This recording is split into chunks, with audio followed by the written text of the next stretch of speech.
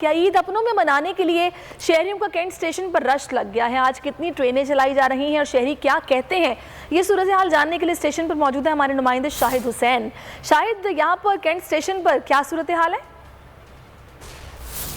जी बिल्कुल, इस वक्त मैं कैंट स्टेशन पर मौजूद हूँ। यहाँ मुसाफिर ट्रेन में सवार हो चुके हैं और ट्रेन के अंदर ही मौजूद हूँ। यहाँ पर लोग जो है ये रावलपिंडी जाएंगे कराची से। और आज जो इंफॉर्मेशन डिपार्टमेंट है रेलवे हुकाम का, इनका बताना है कि तकरीबन 18 ट्रेनें जो है कराची से रवाना हो रही है मुल्क के मुख्तलिफ हिस्सों में, जिसमें स्पेशल ट्रेन जो है वो अलहदा चलाई जाएगी रात 8 बजे।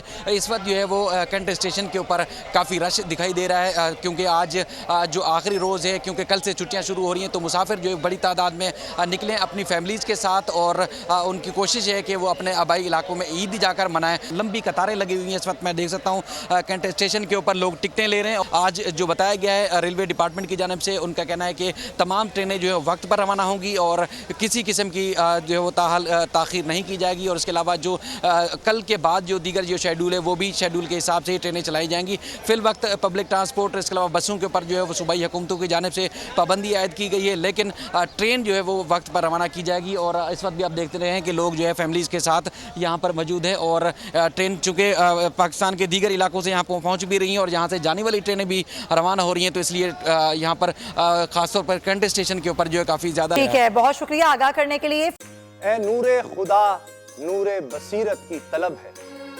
रमजान का सदका तेरी रहमत की तलब है, मख्फी हैं इसी माह में रहमत के करीने, गर्दाब से निकले हुए बख्शिश के सफर, गोया है तेरे इश्क में हम सब बराबर, मजलिस को तू गुलदस्ता फिरदौस बना दे, रिंदों को सनाए शहलौलाक पिला दे, तू शम्मे कलम को यदे बैज़ाई अता कर, बच्चों को तो इफ्तार में तस्नीम अता कर।